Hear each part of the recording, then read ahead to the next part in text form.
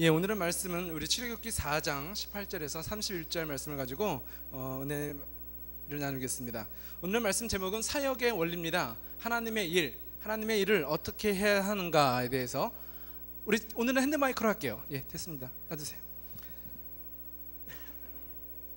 은혜 나누기 원하는데 지난 시간 모세를 부르신 하나님의 은혜를 보았습니다. 모세가 하나님의 사역을 어떻게 감당했죠? 저는 할 수 없습니다. 저는 말을 못해요. 나는 이것도 부족하고 이것도 없어서 할 수가 없습니다 라고 했지만 하나님의 말씀에 순종하여 뱀의 꼬리를 잡는 믿음, 죽기를 각오한 거죠. 하나님의 말씀을 신뢰하는 믿음으로 순종하며 나갈 때에 하나님의 그 콜링을 받아들이게 되고 하나님의 사역 가운데 나아가게 되는 것입니다. 그러면 이제는 모세가 하나님의 콜링을 받았습니다. 그렇다면 이제 하나님의 일을 감당해야 될 텐데 어떻게 하나님의 일을 감당할 수가 있을까요? 첫 번째, 오늘 말씀의 그 원리를 보게 되면요, 그 모세가 하나님의 사역을 감당할 수 있는 원리는 무엇이냐면 하나님의 은혜로 하나님의 일들을 감당할 수 있다는 것입니다. 모세가 순종하기로 했으니까 모세가 열심히 하나님의 일을 하는구나 라고 얘기하는 것이 아니라 그 순종한 것까지도 하나님 앞에 은혜로만 가능하다라는 것이죠. 하나님의 은혜로 모세가 순종할 수 있다는 것입니다. 4장 18절 말씀 보게 되면 모든 환경 가운데에 하나님이 모세를 이끌어 주신다는 것이죠. 모세가 장인 이드로에게 이제 내가 가족들을 데리고 이집트로 돌아가겠습니다 라고 얘기해요. 그 말을 들은 장인이 그렇게 하라고 오케이를 하는 거예요. 이것은요 굉장히 놀라운 사건이거든요. 왜냐하면 모세가 갖고 있는 재산, 그리고 모세의 아내인 시보라가 이 이드로의 딸이잖아요. 그래서 장인이 많은 재산을 띄워줘야 되고 가족들도 그냥 보내야 되는데 어느 날 모세가 오더니 장인 어른, 저 이집트로 돌아갑니다 라고 선포를 하는 거예요. 그것을 처음 듣자마자 마음이 어떨까요? 가족을 갖다가 이민 보낸다는 거 쉬운 일 아니잖아요. 그리고 나의 재산도 다 주어야 되니까 그것은 불가능하다고 할 만큼 어려운 일입니다. 그런데요, 모든 환경이 하나님의 말씀에 순종하도록 바뀌어지는 거예요. 장인인 이드로가 모세의 말을 듣고 그렇게 하십시오, 그렇게 하게나 라고 허락을 하는 거예요. 너무나 쉽게. 우리가 하나님의 일을 하고자 할 때 우리 삶 속에 이거는 참 어렵고 힘든 일인데 라고 마음에 두렵고 근심을 했지만 그것을 우리가 믿음으로 순종했을 때에 사람을 만나게 되고 환경이 바뀌어지고 신기하다, 어떻게 내가 이 일을 할 수 있도록 이렇게 정확한 시간과 정확한 장소에 그 사람을 만날 수가 있는 거지 하는 은혜들을 누리게 되는 것이죠. 모세가 믿음으로 결단했다고 해서 그 일들을 감당하는 것이 아니라 하나님께서는 모세가 그 일들을 하나하나 준비할 수 있도록 하나님은 계획하시고 섭리하고 계시고 돕고 계시다는 것입니다. 그래서 우리가 하나님의 일을 할 때 첫 번째 잊지 말아야 될 것은 무엇이냐면 이 일은 내가 열심히 해서 되는 것이 아니라 하나님의 은혜로 된다라는 것을 깨달아야 된다는 것이죠. 두 번째, 19절 말씀 보게 되면 모세에게 하나님께서 이렇게 말씀하십니다. 이집트로 돌아가거라, 너를 죽이려 하던 사람들이 다 죽었다라고 얘기하고 있는 거예요. 이 말은 무엇이죠? 이집트를 모세가 왜 도망쳐 나왔습니까? 히브리 노예를 괴롭히는 이집트 군인을요 모세가 때려 죽였거든요. 살인자잖아요. 그래서 내가 이집트에 있으면 내가 그곳에서 죽을 수밖에 없으니까 두려워서 살인죄를 짓고 광야로 도망 나온 것이 모세거든요. 그럼 이 살인자가 다시 이집트로 돌아가게 되면 어떻게 돼요? 또 죽을 수 있잖아요. 그 살인죄 때문에 감옥에 가든지 돌에 맞아 죽게 되든지 그런 어려움이 있다고요. 그런데 모세에게 하나님께서 주신 말씀은 무엇이냐면 너를 죽이려고 하는 그 모든 적들이 이제 없다라는 거예요. 너는 분명한 살인자지만 네가 그렇게 이집트에서 잘못을 했고 네가 나쁜 행동을 해서 네가 죽어야 될 살인자지만 이제 너는 죽지 않아도 된다는 거야. 너희의 그렇게 악하고 나쁜 잘못된 것들을 하나님이 보호하신다는 거야. 네가 이젠 이집트로 다시 돌아가도 죽는 것이 아니라 살 수 있도록 너희의 그 부끄러운 것들을 내가 감추어 주겠다는 것이에요. 용서해 주겠다는 것이죠. 우리 삶 속에 이런 두려움의 문제가 있지 않습니까? 하나님, 제가 이런 잘못이 있어요. 난 과거에 만나지 말아야 될, 하지 말아야 될 그런 행동들을 했었고 내가 실패했었고 넘어졌던 부끄러운 과거가 있어요. 그래서 우리는 하나님께서 우리를 다시 부르실 때도 하나님, 저는 안 돼요. 저 이렇게 부족하잖아요. 저 그렇게 넘어졌었잖아요. 난 할 수 없어요. 제가 어떻게 해요? 너무 죄송해요.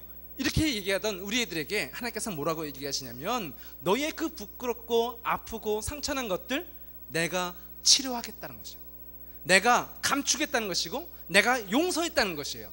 그래서 우리의 과거의 부끄러운 것이 해결됨으로 말미암아 이제 우리가 두려워하는 것이 아니라, 내가 돌아가지 못하는 자가 아니라 다시 돌아갈 수 있는 용기를 하나님께서 우리에게 부어주신다는 것입니다. 하나님께서는 우리가 믿음으로 결단하며 나올 때에 우리의 환경을 이끌어 주세요. 그리고 우리의 모든 부끄럽고 과거의 상처들을 치료하시고 회복시켜 주신다는 것이죠. 하나님의 은혜로 이제는 우리가 하나님의 사역들을 감당할 수가 있다는 것입니다. 하나님의 사역은 어떻게 그 원리가 진행되는지, 두 번째는요, 하나님께서는요 하나님의 말씀을 순종하여 나아가는 자들에게 능력도 허락하여 주신다라고 얘기하고 있는 것입니다. 20절 말씀 보게 되면, 그리하여 모세는 아내와 아들들을 나귀에 태우고 이집트 땅으로 돌아갔습니다. 모세는 하나님의 지팡이를 손에 들고 갔습니다 라고 얘기해요. 이 지팡이 뱀이 되었던 지팡이잖아요. 근데 이 지팡이를 붙잡고 있는 모세의 마음이 무엇이라고요? 지난주에 이 사진을 보여드렸었는데, 공동경비구역에 서 있는 군인의 모습. 지금 현대에는 전쟁을 어떻게 하죠? 주먹으로 한다? 아니잖아요. 미사일이 하고 비행기가 하고 탱크가 하잖아요. 정말 우리가 알지 못하는 정말 특수한 무기들이 전쟁을 수행하고 있는데, 이 군인의 모습은 어때요? 주먹을 쥐고 싸우겠다는 것이죠. 그리고 내가 너를 언제든지 나를 공격한다면 내가 너를 치겠다라는 자세잖아요. 전쟁은 주먹으로 하는 것이 아닌데 이 자세는 있어야 된다는 것이죠. 모세가 어떻게 이스라엘 민족을 구원해낼 것인가? 주먹 쥐고 지팡이 하나로 막 때리면서 이스라엘 민족을 구해내는 것이 아니죠. 이것은 무엇을 상징한다고요? 모세의 결심이에요. 하나님만 붙잡으리라. 하나님만 붙잡고 나아가리라. 내가 죽더라도 이 죽기를 각오하고 하나님을 믿는 믿음으로 나아가리라는 믿음으로 딱 서 있는 모세의 결심을 상징하는 것이죠. 하나님의 일은 어떻게 한다? 하나님의 일은 나의 능력으로 하는 것이 아니라 하나님을 붙잡는 믿음으로 하는 것인 줄 믿으시기 바랍니다. 모세는 이 지팡이를 붙잡고 나가는 거예요. 다시 말하면 우리 인생 가운데 하나님을 붙잡고 나갈 때에 우리를 통하여 하나님이 일하신다는 것입니다. 여러분, 새해를 맞이하여서 많은 결심하셨잖아요. 아, 내가 무엇을 해야 되겠다. 올해는 이것도 해야지, 이것도 해야지. 그러나 여러분의 결심을 붙잡으면 여러분의 결심은 아침과 저녁이 달라요. 3일 작심 3일이라고 얘기하잖아요. 3일만 지나면 내가 그렇게 결심했던 것들이 생각도 안 나요. 그때 우리가 해야 될 것은 무엇이냐면 나의 의지, 나의 결심, 나의 계획을 붙잡는 것이 아니라 이 모세와 같이 하나님의 말씀의 지팡이를 붙잡으시기를 예수님의 이름으로 축원드립니다. 사역의 원리, 모세는 하나님의 말씀을 붙잡았다는 것이고 하나님을 붙잡고 나아갔다는 것입니다. 그것이 이제 두 번째 21절 말씀에서 모세가 붙잡은 것이 무엇인지를 또한 보여줍니다. 여호와께서 모세에게 말씀하셨습니다. 이집트로 돌아가서 모든 기적을 일으켜라. 내가 너에게 그런 일을 할 수 있는 능력을 주었다. 파라오에게 기적을 보여주어라 라고 얘기해요. 모세는 자기가 한 게 없어요. 하나님이 말씀을 붙잡고 이제는 죽기를 각오하는 그 결단이 있었을 때에 하나님께서는 모세에게 무엇을 주신다? 능력을 주셨다라고 얘기해요. 하나님이 모세 없이도 하나님의 말씀의 권세로 이집트를 바꿔놓을 수 있는데, 하나님께서는 하나님이 직접 하신 것이 아니라 누구를 사용하신다?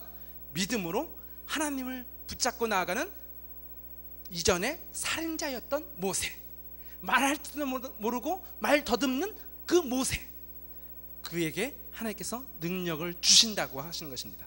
여러분의 인생 가운데에 하나님을 붙잡고 나아갈 때에 하나님은 여러분을 통하여 일하십니다. 그것이 성경에서 가르쳐주는 사역의 원리인 것이죠. 그러면 이제는 우리가 하나님의 컬링을 받았습니다. 저에게는 하나님이 부르심이 있어요. 그래서 이제는 죽기를 각오하고 모세처럼 이제는 나아갑니다. 나아갈 때에 우리를 통하여 일하신다는 약속도 받았습니다. 그러면 내가 진짜 사람들을 만났을 때에 내가 오늘을 살아가면서 어떻게 그 콜링을 나의 미니스트리로, 사역으로 나아갈 수 있을까요? 그 세 가지를 오늘 말씀을 드리려고 합니다. 그러면 실제로 이제는 하나님의 일들을 어떻게 나의 삶 속에서 생활 가운데 할 수가 있는가? 첫 번째는요, 모범의 원리가 필요합니다. 내가 어떠한 사람으로서 사람들에게 보여지고 있는가. 하나님의 말씀에 순종하여 모세가 죽기를 각오하고 집을 떠나서 이집트로 가고 있습니다. 24절 말씀 보면 모세는 이집트로 가는 도중에 쉴 곳을 찾아서 하룻밤을 묵었습니다. 그런데 여호와께서 그곳에 나타나셔서 모세를 죽이려 하셨습니다. 이 장면이 이해되십니까? 하나님께서 모세를 갖다가 불러내시고 이제는 그 말씀에 순종해서 이집트로 가고 있는데 하나님이 모세를 죽이려고 한다는 거예요. 이게 뭐죠? 아니 부를 때는 언제고 왜 모세를 죽이려고 하는 거죠? 그때 그 모세의 삶을 보게 되면 모세에게는 두 번째 아들이 태어났다라고 얘기해요. 근데 이스라엘 민족은 아이가 태어나면 8일 만에 아이에게 할례를 주거든요. 근데 모세는요 아이에게 할례를 주지 않았다는 것입니다. 이스라엘 민족을 이끌어낼 영적인 지도자, 영적이며 정치적인 지도자인 모세가 무엇을 어겼다? 하나님의 말씀을 지키지 않는 거예요. 하나님의 말씀에 순종하여 이제 죽기를 결단하고 나아갔는데 모세가 하나님의 말씀을 본인 스스로가 지키지 않는다는 거예요. 그때 하나님께서는 모세를 죽이려고 하신다는 것이죠. 예수님을 처음 믿은 사람에게는 하나님이 손대지 않으세요. 그런데 하나님이 영적인 지도자들한테는 하나님의 말씀을 정확하게 요구하신다는 것입니다.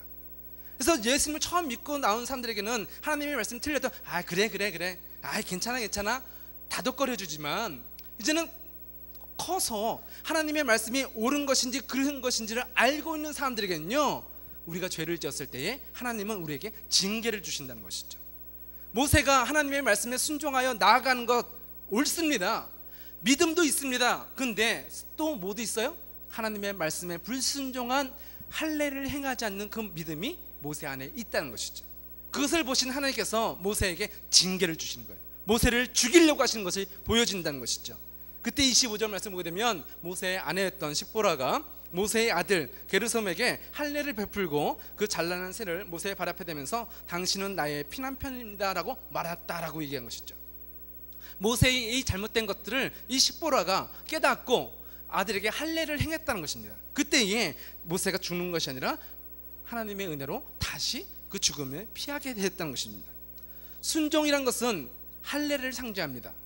우리의 삶 속에 구분되어진다는 거예요. 자른다는 거예요. 이전에 죄악된 삶에서 하나님의 거룩한 삶으로 자른다는 거예요. 근데 우리는 어떻게 하죠? 한쪽 발은 세상에, 한쪽은 하나님께. 우리의 손이 세상과 하나님을 동시에 잡고 있다는 것입니다. 하나님은 우리가 초신자일 때, 처음 예수님 믿을 때에 그 어린 아이 같은 신앙에게는 그것을 책명하지 않지만 우리가 1년, 2년 하나님을 믿어가고 하나님을 알면서도 계속적으로 죄를 지을 때 하나님은 우리에게 이 단호한 경고의 메시지를 주신다는 것입니다. 그래서 성경은 우리 마음속에 육체의 몸의 할례를 하는 것이 아니라 너희의 마음에 할례를 받으라 라고 얘기하고 있어요. 여러분의 삶 속에 하나님이 아니다 라고 얘기하시고 그것을 끊어라 라고 말씀하시는데 아직도 붙잡고 있는 것이 있으십니까? 오늘 이 메시지가 여러분에게 경고의 메시지가 되기를 예수님의 이름으로 축원드립니다. 그래서 우리의 과거의 잘못된 삶은 이제는 믿음으로 끊고 나아가는 새로운 역사가 이 출애굽기를 통하여 우리 인생에 드러나야 되는 것이죠. 이 순종이라는 것은 할례라고 얘기했는데 그것은요 또 다른 의미로는요 세례라는 뜻으로 해석할 수가 있습니다. 이 할례라는 모습을 신약에 와서 그 할례를 세례라고 표현하고 있어요. 세례는 뭐죠? 이전에 죄인된 내가, 죄악 속에 살던 내가 물 속에 들어갈 때에 죄인된 나는 죽고 물 바깥으로 나올 때에 예수님께서 주신 새로운 생명으로 거듭난다라는 것이 세례의 의미예요. 그래서 할례, 세례라는 죄인된 이전의 삶은 죽고 예수 그리스도 안에서 구분되어지는 거룩한 삶을 말하는 것이죠. 하나님의 사역은 죄를 가지고 할 수 없다는 것입니다. 하나님의 일은 죄를 이용해서 하는 것이 아니라 하나님의 거룩으로 구분되어져야 되고 하나님 앞에 세례를 받음으로 예수 그리스도의 거룩함으로 일을 해야 된다라고 말해주고 있는 것이에요. 그러면 우리는 이렇게 생각할 수 있잖아요. 100가지가 있다면 99가지는 하나님의 말씀에 순종하고 한 가지 정도, 한두 가지 정도는 사람이란 약점도 있고 결점도 있는 거니까 그 정도는 이해해 줘야 되는 거 아닌가? 내가 열심히 하지만 요 정도는 그래도 하나님 나 좀 봐주시면 안 되나? 뭐 하나님 그렇게 쪼잔해? 100개 다 달라고 얘기하는 거야. 99개는 하나님 말씀대로, 그리고 1개 정도는 좀 제가 좀 원하는 대로 하게 해주세요 라고 말할 수 있잖아요. 근데 이것을요, 이 순종이라는 단어를요, 결혼이라는 의미에서 한번 해석해 보기를 원합니다. 어떤 남자와 여자가 결혼을 하려고 합니다. 그리고 남자가 여자에게 프로포즈 합니다. 내가 내 인생의 99%는 당신을 위해서 헌신하겠습니다. 그렇지만 1%만 그것은 나를 위해서 좀 쓸 수 있도록 해주세요. 이해가 되세요? 근데 이렇게 비유를 합니다. 1년이 365일이니까 360일 동안은 당신을 위하여 헌신하고 당신만 사랑하겠지만 1년 중에 1%, 4일, 5일만은 내가 다른 여자를 사랑하겠습니다. 그런 프로포즈를 받는다면 여러분 결혼하시겠습니까?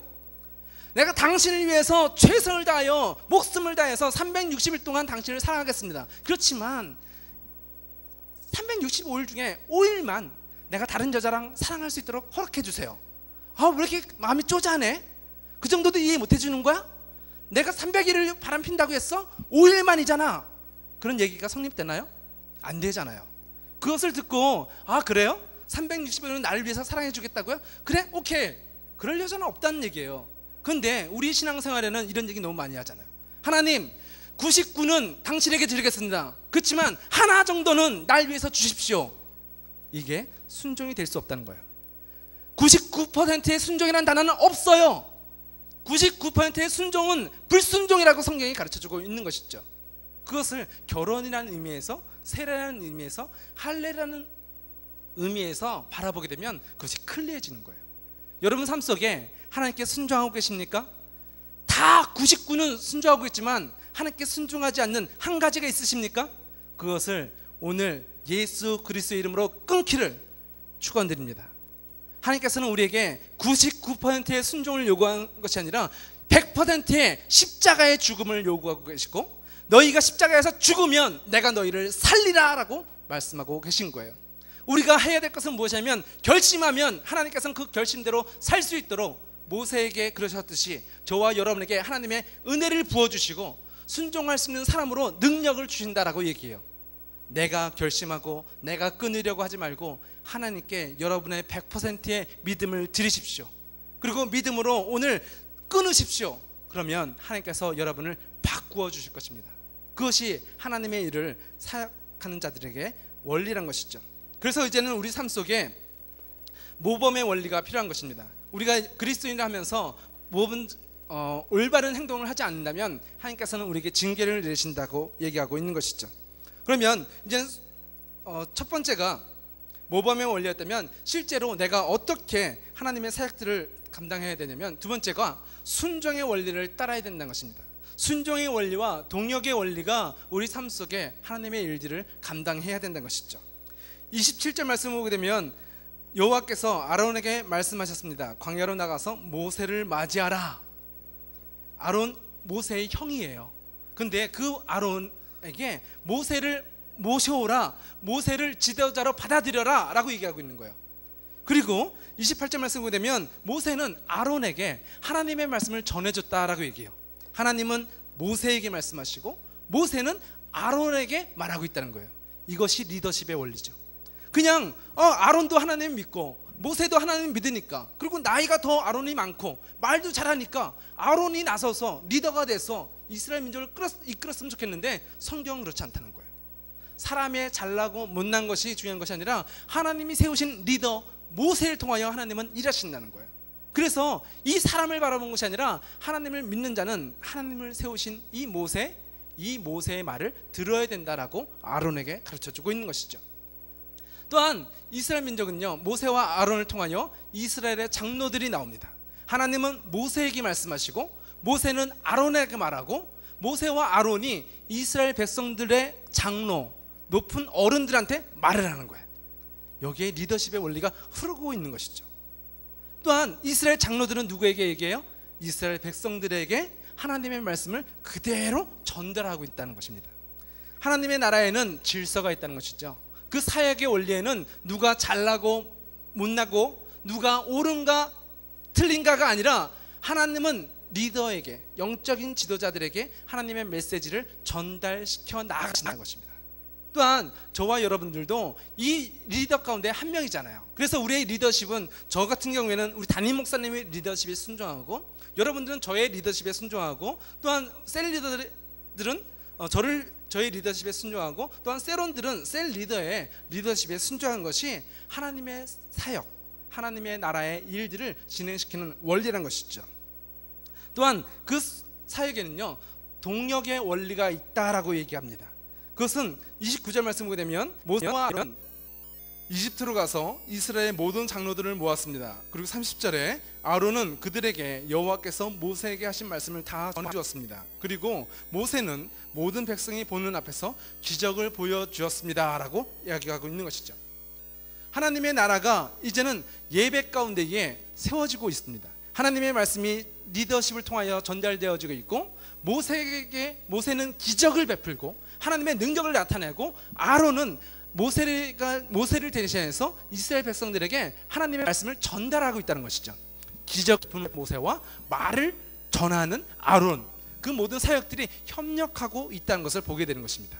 우리 트랜스 좋은교회 청년부는요, 한두 사람의 리더만 세우는 것이 아니라 우리가 함께 협력하고 하나가 될 때 하나님의 일들을 감당할 수가 있다는 것이죠. 그렇다면 이제는 사역의 원리 마지막 것이 가장 중요한데요, 그것은 우리가 하나님 앞에 일하는 자가 아니라 우리의 일하는 목적이 무엇이다? 하나님께 영광 돌리는 데 있다는 것입니다. 그것이 예배의 원리예요. 모세가 기적을 일으키니까 와 얘기하잖아요. 아론이 하나님의 말씀을 증거하니까 와 그렇잖아요. 그런데 와 이것으로 좋다 끝이 아니라 그들이 모여 하는 것이 있는데, 그 기적과 말씀 가운데에 하나님을 예배하였다라고 얘기한 것입니다. 우리 청년부가 지금 춤을 추며 찬양을 하고 기뻐 춤추며 교제하고 사랑하지만 그것이 다가 아니란 것이죠. 우리가 많은 사람들에게, 가난한 자들에게 필요한 것들을 나누어주고 이 지역 사람들에게 봉사하고 섬긴다 할지라도 그것이 우리의 사역의 원리가 돼서는 안 된다는 거예요. 물론 해야 되는 것이지만 우리의 사역의 원리는 예배의 원리, 하나님의 앞에 영광 돌리는 삶을 살아가는 것이 모든 사역의 가장 프라이머리 우선순위가 되어야 된다고 성경이 가르쳐주고 있는 것입니다. 31절 말씀 보게 되면, 그리하여 이스라엘 백성들이 그들을 믿게 되었습니다. 그들은 여호와께서 자기들을 찾아오셨다는 것과 자기들의 괴로움을 알고 계시다는 말을 듣고 머리를 숙여 여호와께 예배를 드렸습니다 라고 성경은 가르쳐주고 있는 것입니다. 우리는 기적을 믿는 자가 아니라, 기적을 쫓아가는 자가 아니라, 어떤 일이 되면 와 저렇게 해야 되는 것이구나 라고 그 방법을 쫓아가는 자가 아니라, 우리의 목적은 무엇이라고요? 하나님께 영광 돌리는 삶이라는 거예요. 하나님께 영광 돌리는 삶을 구체적으로 우리 삶 속에 찾아본다면 가장 우리가 잘 알 수 있는 그 장소와 시간과 방법은 예배라는 그 툴을 갖고 있다는 것입니다. 우리 삶 속에 하나님의 사역을 하는 자가 되기 원합니다. 그런데 그 사역은 하나님의 은혜로 우리가 세워질 때 할 수 있다는 것이죠. 내 결심은 무너지지만 하나님의 결심은 무너지지 않기에, 나의 마음은 언제나 흔들리지만 하나님의 마음은, 우리를 향한 그 하나님의 신실하신 마음은 흔들리지 않기에 그 은혜로 우리가 이 자리에 서 있을 수가 있다는 것입니다. 그리고 우리의 사역의 결론, 방법, 목적, 최종 파이널 골은 하나님을 사랑하는 것, 하나님을 향하여 우리의 믿음을 드리는 것, 하나님의 앞에 영광 돌리는 그 예배의 삶이 나의 삶이 되는 것. 그래서 이 예배의 삶이 교회 안에서 끝나는 것이 아니라 그 예배의 삶이 우리 가정과 학교와 직장 가운데로 퍼져나가는 것. 또 그것뿐만이 아니라 열방을 향하여 하나님의 말씀을 사모하는 우리 열정이 복음을 라는 툴을 가지고 세상 땅끝까지 나아가 하나님을 예배하는 것, 그것이 하나님께서 우리에게 주신 사역인 것이죠. 이 사역이 여러분의 삶 속에 열려지기를 예수님의 이름으로 축원드립니다. 이 사역의 결론이 우리의 통하여 일하시는 하나님의 영광으로 나타나기를 예수님의 이름으로 축원합니다. 기도하시겠습니다.